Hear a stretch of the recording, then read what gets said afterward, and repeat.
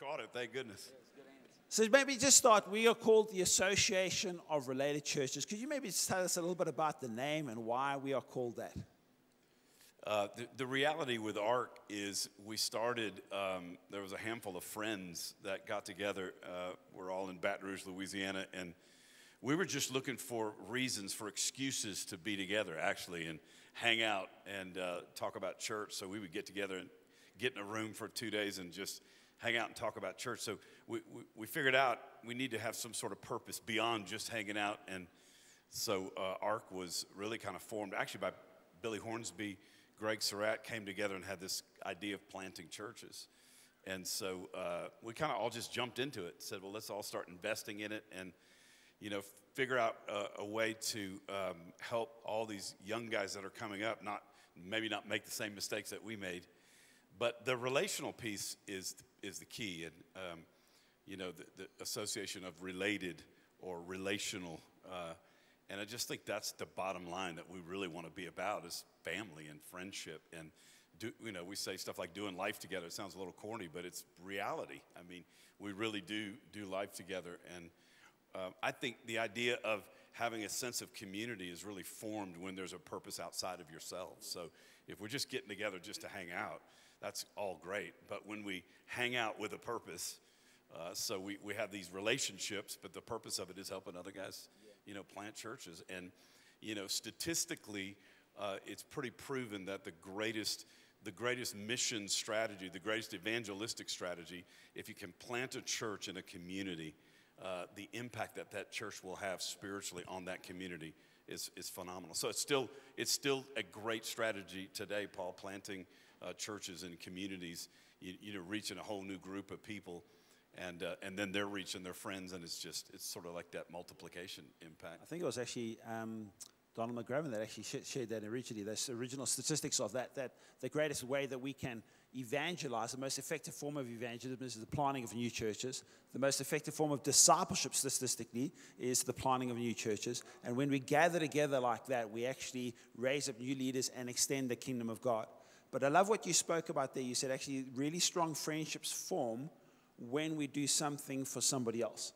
Like when we're serving, not for my benefit or your benefit, but for the benefit of somebody else, somehow we form these incredibly strong friendships. And that's one of the things that attracted me to ARC and Marinette and I to ARC is just these friendships that you have, we're like, wow, we want more of that in our lives. We want that, and we want South Africa to have that because it's something so healthy in coming out of that, and we really appreciate that. Thank you so much. Well, it's interesting. The Bible's clear. To have a friend, you have to show yourself friendly. And it's like we want great friends, but we need to be the friend we're looking for. Right. And we're not willing so often to be the friend we're looking for, but yet we're expecting great friends.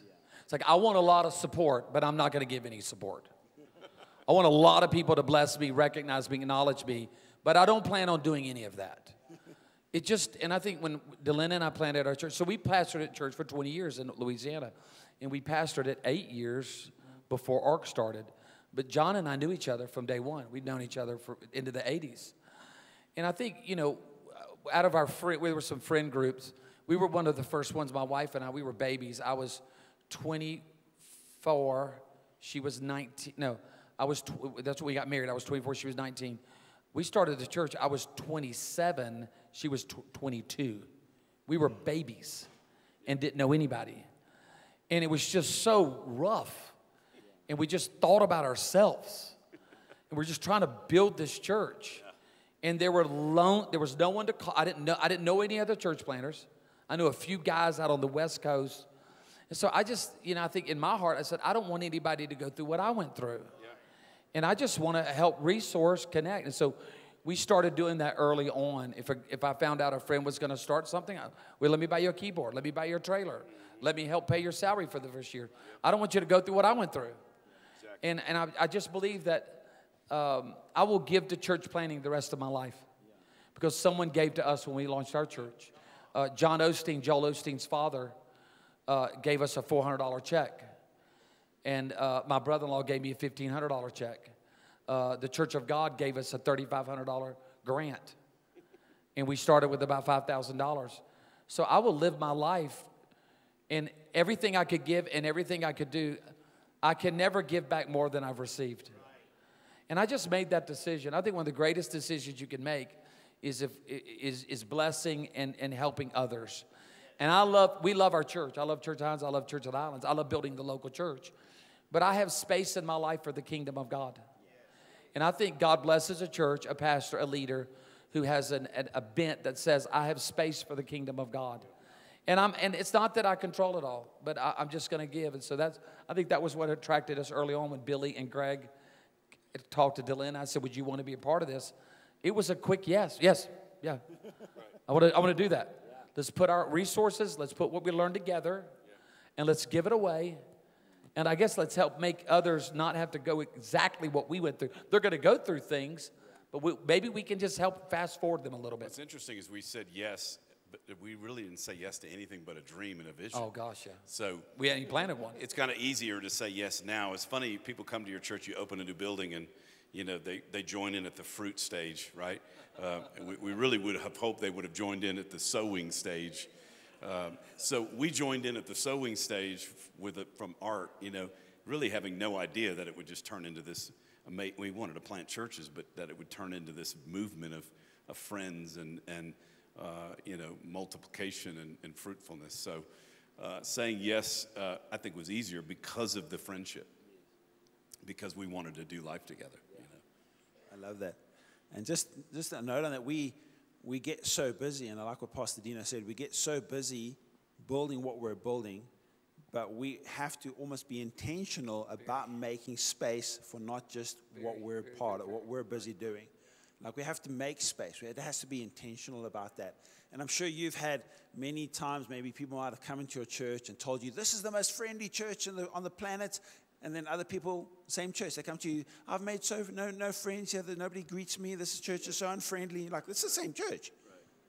But it's exactly the same like that. In order to have friends, we need to intentionally be a friend. And that's been so brilliant. I don't think to that point, Paul, that you're right. I'm not waiting on anybody to be friendly to me. Yeah. I'm going to be like, what's up? What's going on? Yeah. I mean, I just think as a leader, it's the person who sits around and complains that they don't have a mentor. Yeah. Nobody's mentoring me. No one's discipling me. Right. Well, what are you doing? Yeah. I mean, be that person you want to have in your life. Right. And I think about Pastor John. I have such respect for him, and you're going to hear from him today. He is one of my favorite communicators and just one of my favorite humans on the planet. He is the person I go 100% with. And so he knows about everything there is to know about me, the good, the bad, and the ugly, the mountains and the valleys. But I think about Pastor John. Pastor John is leading, and he'll be humble, one of the most dynamic churches on the planet. He's got a great church in Memphis that you're launching multiple sites. You've got locations all over the world that are all growing. You're buying buildings. But I love how you still have space for a church planter that may never benefit you. And you give finances every single month to ARC. And you champion it, and you promote it. And there's a lot of people. You'll plant 29 churches in the next 6 weeks, and you don't know most of them. So how have you equated that? And how have you, because some guys only will do something that benefits them. Right. So how have you sorted that? And that's fine.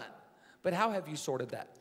I just think it's kingdom, it's having a kingdom-minded mentality. I fully remember when we were in a prayer service, and our church we were 4 years old, struggling, trying to get this thing off the ground.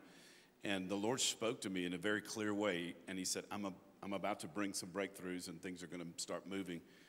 And once things start moving, don't forget the pastors that are still in the struggle. For the rest of your, literally felt this call from God, for the rest of your life, make sure you reach back and help other pastors. Right. And I can remember where I was standing. I mean, our church will be 29 years old this November, and it was 26 years ago. I can still remember where I was standing in that prayer service, and I'm receiving this word, believing that there really are breakthroughs that are coming, They were done. They did come, but, the reality is, how can you not think about the people that are behind you and pull them forward, and the guys that are just getting started. And I think, Paul and I were talking about coming into conferences like this and how often, I remember when I would come into environments like this 25 years ago, 26, 27 years ago, and I would just be so intimidated and looking at all these big churches and these pastors. And unfortunately, many of them wouldn't give us the time of day, which is very sad. I think, we come into these environments and we're meant to encourage each other and connect with each other. And, my hope and our prayer, Paul and I talked about this, is that people would leave, that you would leave feeling so inspired and so encouraged, not defeated or discouraged because you met someone who's got a bigger building or a better situation than you. There's this partnership thing that we have to remember, and we got to just fight for each other and stick in there with each other. So, I remember the valleys. I'm fortunate enough to remember when the church was 50 and 60, and 100 and 200. And I remember those seasons, and they were painful and dark and difficult. They weren't all that bad, but, my expectations were probably off a little bit, the reality is. But to lean into those that are feeling intimidated by the season that they're in, don't be intimidated. Be inspired. Be encouraged. We get to do what we get to do. And there are people here that are ready to help you and lean in, but you do have to open yourself up to them and be friendly. It's almost like, you're in the candy store of encouragement. Go down the aisles. Right. I promise you, there's some encouragers here. I see them all over this room. I have such honor for the Todds that are here. Some of the most incredibly encouraging people on the planet. Every time I've been around y'all, you've encouraged me. You've given me a word. Cool. And I just want to honor you. This is Pastor Mike Todd's parents, and we love you. So you're some of my favorite. If you don't have encouragement, stand in line and let that lady pray for you. You will leave here, and you will be on the pinnacle. Awesome. And when you head to the valley, she's going to get you through it. But I can remember, Pastor John and Paul, I remember when we were struggling, and we had a group come in on a Sunday night. What would you call a quartet? Like a singing quartet. What is that here? It's a quartet. It would be called a quartet. Yeah. Quartet. And so, that's universal. That's universal worldwide. Okay. Quartet. It's not Afrikaans. It's a quartet. They came in on a Sunday night, and they were, brought a bus. Let me tell you something. When somebody comes in on a bus on a Sunday night, it's going to be a great service. And I was like, we have a bus in our parking lot. It's a strong night. So they came in, it was a singing. It was like a little worship thing, and at the end of it, they blew our microphones out. I had a little PV6 channel, those old school 6-channel boards, and they were so impressed. Man, our vocals were so high. I was like, what am I going to do? They got on their bus and left. I was like, and we will arrest you if you come back here again. And so I have no sound system. So we mustered up some money. Delenn's grandmother gave us money to go buy a sound system. We were that broke. We had to borrow money from family. So, but we didn't have any mics. And I remember there was a church in town that I just so respected. And I'd been there for a meeting, and there were like 400 mics on stage. I mean, they had mics on mic. They had mics in the back room. They had mics in the foyer. And I thought the guy was a good kingdom guy. And so I rolled over there one afternoon, and I made an appointment. I walked in. Pastor, I said, oh, man, wow, I honor you. I think I bought him like a gift card to like Applebee's for $25. And I was like, my gift will make a way. And I was like, I want to hear, I'm buying you cheese sticks and some wings. And I said, I explained the situation. And I said, I need 3 mics. Is there any way I can get 3 of your mics? And I'll pay him over the next year or 2. I just need 3 of those mics. And these were the ones that had the color foam. They were powerful. The ones we had were dented. Do you know how embarrassing it is to preach in a dented mic? They were all dented. And I was like, they're not dented and they have a foam? And he said, why would I give you my mics? He said, I've worked hard. I have hundreds of mics. And they're ours. Get your own mics. And I was like, so there's 2 sides of me. Number one, it's like, oh, it's like that? Okay. We'll see. I'll see you in 10 years. You can become borrowing mics from me. I'm Italian. But you know what I said? I walked out of there, Pastor, you know what I said? And I sat in my Toyota Celica, and I cried. And I went home and I cried to my wife, and we both cried. And I said, and we made a commitment that day, Pastor Paul, if we will ever be able to buy mics for someone, we will buy mics for people. I will, and I just made that decision for the rest of my life. I will try to never let that happen. I can't do everything. I can't pay for everything. But it's not an excuse to help somebody. Because we can't help everybody, we use an excuse not to help somebody. And I think that's the spirit. That's the spirit of art, really. Yeah. That's the mentality. When we were younger, as he just described, church was, I felt like, was much more territorial, and pastors didn't share ideas with each other. They kept them to themselves.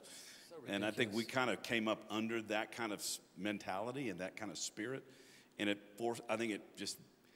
we hated it. So it forced us to, like, we're not going to do life that way. Yeah. So that's part of when we got together, Chris and Rick and Dino and me, we'd get together and just share ideas, what's working, what's not working.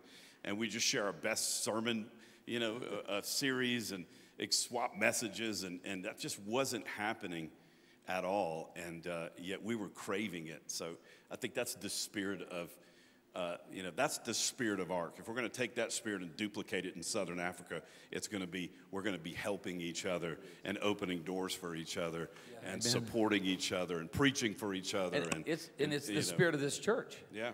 I mean, I know Dr. Simone is here, and it was like, y'all send out all these people. I met all these people. They sent us out. They gave us money. They gave us people. I was talking with Griffith. Y'all were saying the church you came from. They gave you, had everybody stand up on Sunday. Anybody want to go with them? God bless you. I'm like, that is so kingdom. That is so rare in the world that we live in. And that's why you walk in something like this. I think it contributes a lot to that, Pastor. And I just want to honor you again. Can we clap our hands for Dr. Simone and Johnny and everybody? Awesome. Thank y'all. It's like that verse. I mean, I'm sure we've used it ourselves many times, Galatians, where it says, God cannot be mocked. We reap what we sow. And we want friendship. We need to sow in friendship. And what we're talking about here, we know, we're preaching to the converted. We know how important friendship is. But we've got to somehow make sure that we get it right over the long haul. Yeah. Somehow, because it is one of the biggest things that's going to help us build health. It's going to help our marriages. It's going to help our families. And it's going to help in every way that we would be intentional about that. Yep. And that's really the heart of ARC. It's the association of related churches, that we would do life together and actually encourage one another. It's a huge frustration for all of us that are part of the lead team. We get together in 2 days like this, and we don't have enough time to spend time with each and every one of you. If I could just spend time with each and every one of you, someone just hear your story and encourage you, and somehow but we're limited, and it's a massive frustration. But please know, we are so excited. We're praying, we're trusting that you would form amazing friendships today and tomorrow that would last you for the rest of your life. This year I've been in full-time ministry for 31 years. It's pretty awesome, eh? Yeah. And two of my friends that are here, Chris and Sean, I've been friends with them for 31 years. They're leading churches. Marinette and I are leading church. And so much of who we are is because of friendships like them that have just spoken life and freedom and hope and been there in the valleys to lift us up. And that's what we're about. That's what we know is going to help us build health and build forward. Can I ask you a question? How do you not be a friend? I mean, we've spoken about how to be a friend, but how to be a bad friend? I think a bad friend talks about themselves all the time. So when Dino and I get together, he's asking me about my life and world and tell me about this and what's happening. I'm asking him about his. I mean, to me, that's what friends do. If you're just talking about yourself, we know you have a great church. We know you had 1 million people on Sunday. We know God's doing amazing things. Maybe just ask me about me. And instead of projecting all of your greatness into the conversation, listen. Slow to speak, the Bible says, and, listen to somebody else's story. Be engaged. I mean, I think if I can't make eye contact, we all know those people that are kind of looking over our shoulder. They're having a conversation with us, but they're looking for the person they really want to talk to. You know what I'm talking about? That would be a pretty bad sign of that, friendship, that you want to really connect with that person in conversation. And it's easy. I mean, we're all, busy and we got things that we need to do. But kind of to settle in and be present in the relationship. I don't know how to be a bad friend. I mean, you just get to the, you don't reciprocate. Right. It's like, do you text anybody back? Do you ever check on anyone? Are you ever proactive? Are you at the point where everyone has to text you, but you don't text anyone? So it's hard to be a friend with someone who doesn't reciprocate friendship. Right. And might kind of meet you halfway. And I think that's important. And I think, and I can tell you this, people that go in a bad way are normally isolated. Yep. And are not listeners. I don't know a lot of people who have gotten in a jam or found themselves in a bad spot who were thriving in friendship. And so it's just, but you show me somebody who's trying to have that in their life, it doesn't insulate you from making a bad decision. But I just think it makes it harder to make a bad decision. Yep. When there's some accountability, there's some covenant, and you just and the challenge is sometimes, like, we live on this mountain, we're successful and God blesses and we're leading and everyone's looking to us.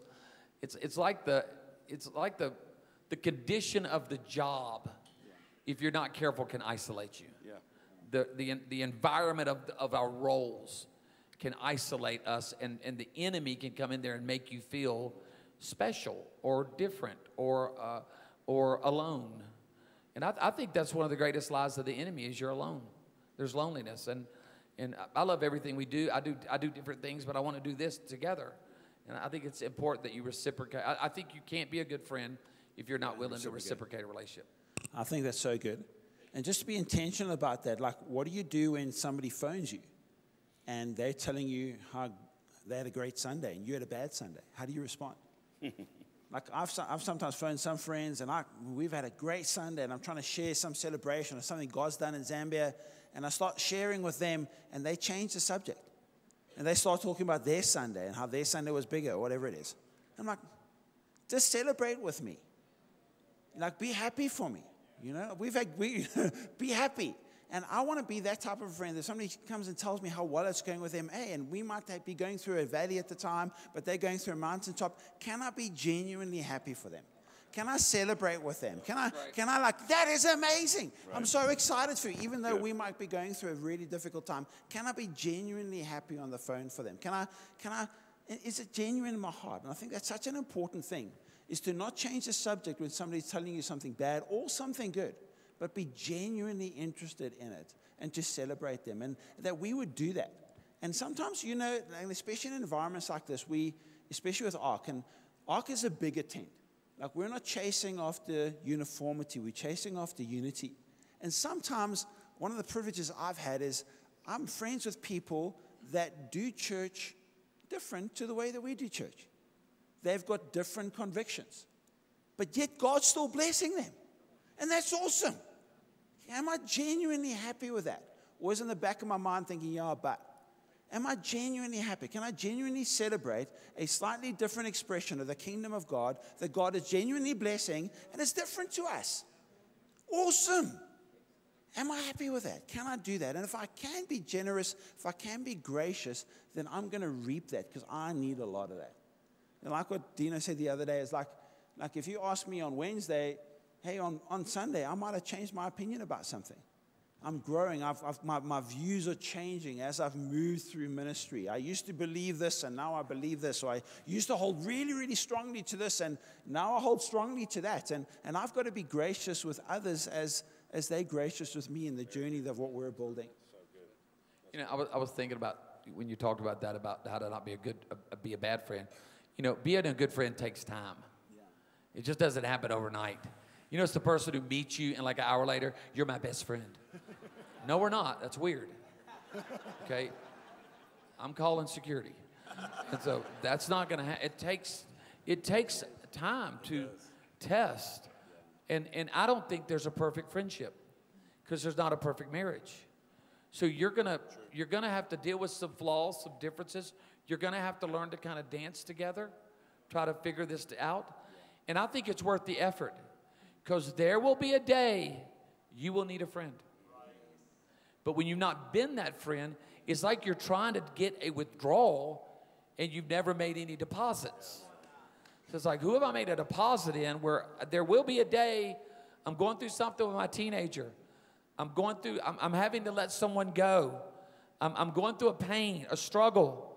I'm dealing with something emotionally. Yep. I have an anxiety I can't shake.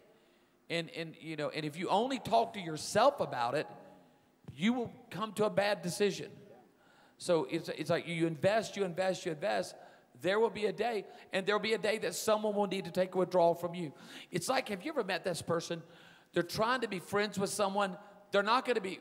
It's like, I want to be friends with Michael Jordan. I want him to be my best friend. That's not going to happen. It's like, I just want to be friends with, just this person. It's like, I want John Bevere to be my best friend tonight.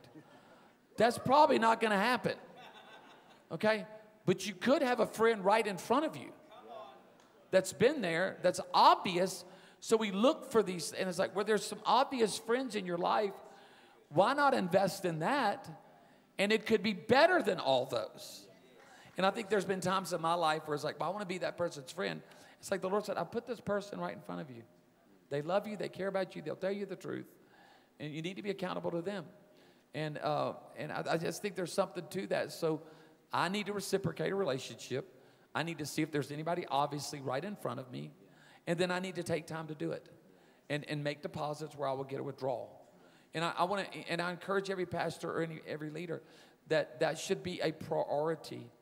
I think it's healthy leadership, healthy marriage, healthy spirit, healthy soul.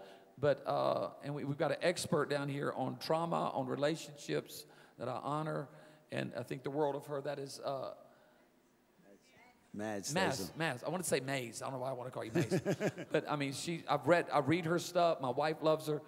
And she'll help you with these emotional things. And I guarantee you that if you sat down with her, she would tell you about the power of friendship and about depression and hurt and trauma. That if you're isolated, it's not going to get any better.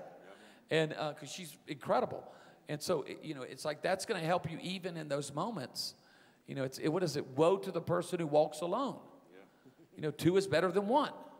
And so you better be figuring out, in the kingdom, there's not a lot of solo. There's just you better figure out some things with some people. So good, eh? So helpful, hey? Absolutely brilliant. Can I ask another question just on how do we create a culture of this? Like, we're talking about friendships with one another, but how do we create a culture of friendship in our churches and in what we're building? An atmosphere of it. What would you say to that? Well, you model it. I think there's a modeling. I think you got to create some environments, whether it's small groups or life groups or connect groups, whatever that is, where there could be some things that happen, where that could happen if someone wants that. I think there are people that, we live in a very lonely world. And so all these things are happening, whether it's social media, et cetera, we all talk about that. But I think as a church, it is our responsibility to try to create environments where people can connect with someone, can make a friendship. So it's getting those systems and those things in place where someone who does feel lonely can connect to family. You can't force them, but you're making those things available. And I think modeling it, I think is super important where you yourself are talking about your friends. You're involving them in your conversations. You're seeing that. It's easy to choose isolation.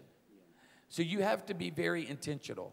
So I think when you intentionally model friendships, the acknowledgement of other people, I think that does help create a culture. You have your team is one of the, when you're around your team in that family space, you sense it. You're creating a culture and an environment. And I see that spilling over across the church life, even though you're a church in many locations. Yeah. I think the first word I thought of just is accessibility is, and I think about senior pastors and lead pastors just keeping yourself accessible. You know, as the church grows, you stay accessible as long as you can. Then ultimately, you know, there are boundaries that you put up. But with your key team and your core team, your executive team, whatever you want to call them, you know, you're accessible and you're approachable. And, you know, that has a lot to do with, you know, your attitude, your moods, you know, your disposition, how you treat people. I mean, you know, I think that there was a verse I was reading this morning, Proverbs 3. I kind of do a proverb a day. I think it's Proverbs 3, verse 3. It says, you know, basically value kindness, you know, and be kind. And if you do, you'll win the favor of people, and you'll have a great reputation. And I think that's what a simple thing to do. You know, yeah, you're the man of God or the woman of God. Yes, you're busy and you've got a ton of things going on. But we all can be kind to people, and especially to the people who are closest to us. I mean, those are the people we probably should be more kind to than anyone else. I mean, they have to put up with us, and they're said yes to the challenge of what we're building. So just this idea of accessibility and kindness and being humble and being real and being genuine. I mean, that's how you build relationships, I think. That kind of stuff, Paul, I think when it's the core team, it's like there's something spiritual about it. If it's the leadership, it's Psalm 133. It's the unity that starts at the head and flows down to the edges of the road. Well, the edges of the organization will be healthy if the head is healthy, and if there's unity at the top, and if there's connectiveness, and there's a culture of love, acceptance, accessibility at the top. I think it flows kind of naturally to the edges of the organization. At least it should. You know. This is such, I mean, it's such a critical part of what we're building. You know, the longer we're in ministry, the more we're going to feel betrayed in ministry. Mm-hmm. There's people on our team that are going to hurt, they're going to do stuff. They might actually betray you, they might actually stab you in the back. That might actually happen, but what do you do with that? Do you fall into the trap of building up walls? Right. Do you play it safe and just build up walls and not let people in? Or do we fight against the work of the enemy? We should not be ignorant of the devil's devices. The devil wants us lonely and isolated. He wants us to not build friendships with our teams. And like, I love what John just said here. Like, if we're healthy within our leadership teams, if we have friendships within our leadership teams, it will naturally flow into the rest of the church. Just by being friends, by being genuine friends. And, you know, being around ARC and doing what we do, I love what Dina said as well. Like, when they talk about their friendships, it's something that's attractional. It's like, I want that. They're celebrated. Like, friendships are celebrated, and you come into a room where people actually care about each other, actually love each other, actually have fun together. You're like, wow, this place is amazing. I want more of that. And people are attracted to ARC because of it, but people are also attracted to our churches because of it, because we actually are friends. And when people are coming and they're looking for that authenticity, I do think a lot of times people are coming in, and like what I said, maybe people might want to be your best friend, and that often isn't possible when you grow bigger. But at least if you're modeling it, if you're genuine, if you're authentic, that culture of friendship is going to permeate further and down. I just think it's such great advice. It's such great advice. Just to park there and let that settle in. Thank you so much for that. That's really helpful. Pastor Dino, you want to add anything into that? Because you are amazing at celebrating others. Well, I mean, I just, you know, I think there's some things that do come natural. There are people. I mean, there are people that are people. They just love people. And there are others that it's not natural. And so, you know, you have to work on those things, whatever that dynamic is. And, you know, I was probably I enjoy people. Like, you know, there are some people before they preach can't be around nobody. Just like put me in a vault. And then open the pulpit and release me. Like, release the Kraken. That sounds weird, actually. You know, I want you put me in a room with 100 people, and it's, whoa, what's up? I'm gonna preach better. You isolate me, it's gonna be a train wreck, and I'm gonna preach Moses at Jericho. It's just gonna happen. It's just, sorry, I'm biblically illiterate at times, you know, it's a funny thing. We were raising money that Sunday, and there was no money that came in that Sunday. And a guy knocked on our door at like 6 in the morning on Monday, and handed me $10,000 in cash for our building. Oh my God. He said, man, I just woke up this morning, felt like you needed it. You came through. Let's go. Let's do this. About to put Moses in Church of Philadelphia. We're doing this. And, but, you know, so there are those who are natural. And then my wife is going to be a little different at me in that dynamic. She would like less meaningful friendship, Like she wants not as many friends, less friends, more meaning. Yeah. So she would say, I want a smaller circle that is a little tighter. I can handle a bigger circle. Yeah. But I think you still have to have a circle. Yes. And yes, we all been hurt. We've all been talked about this week. Okay, like maybe the last 24 hours. Okay, so all that's happened. But, you know, I had an elderly gentleman tell me one time, and I was explaining something that I'd been hurt by, and he told me this. He said, just because your mama burned the biscuits one time doesn't mean you don't go back into the kitchen. Mm-hmm. And I think so often we've had a burned taste in our mouth. Well, I'm going to go in the kitchen again. I'm not boycotting the kitchen. There's Pop-Tarts. There's cereal. There's an egg in there. There's a waffle. I got to get in. There's something good in there. So there's still good stuff there. And I think what happens is, and I've seen it in our world. Man, I tried to get involved. Yeah. I tried to be a part. Sure. Got a little pushback. Got a little jealousy. Yeah. Got a little ego. Didn't get acknowledged. I'm going to pull back now. Well, I would probably say to ARC or whatever. Just because the biscuits were burned one day doesn't mean there's not something great in the kitchen. And I think even in our relationships, we've had burnt biscuit moments in all of our relationships. Even the lead team. Yeah. The lead team of ARC in the States is still together after 25 years. The nucleus. And we've been through some stuff. And we've been mad at each other. And we've disagreed. But we just said what we're doing together in launching new churches, there's a mission. There's the relationship, but then we do something together with our finances, with our time. And I think it's helped kind of hold us together at times. I think a true friend, isn't impressed with you. And you're not really trying to impress a true friend. In fact, you can breathe, right? You can stop trying to impress when you're around them. It's so exhausting to try to, always kind of, be one up on somebody or impress. So I think that's a real value of deeper friendships. And then if you're trying to be a little impressive, a good friend will say, we turn it down. You've done that to me several times, John. Yeah, no. In the last 24 hours. No. I can be overbearing. No, I've never done that to you. Self-awareness. You've never tried to do that. But, a good friend will say, man, and they'll joke with you like, man, you good, man, you all that. Look at you. Like, they'll kind of mess with you a little bit, and I'm kind of like, I'm showing out a little bit, They just know how to bring you right back down. And when Dino and I get together, we tell old stories. Dino loves old stories. When we planted our church, we started our church in a building called the Home Builders Association building. Terrible. It was horrible. And a couple of times, Dino was like, man, what are we like? He preached one time for us, and then we went to lunch. He's like, man, what are we going to do to get this church going? A kind way of saying that was really bad this morning. How are we going to get this thing off the ground? But so we'll get together and he'll say, man, tell me that story about, a war story that it's like therapeutic. We could just talk through these stories together.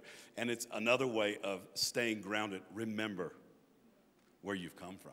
Remember what you've been through. It's another way of just reminding each other, hey, I know you got all these things going down there, but let's talk about back in the day, what it was like.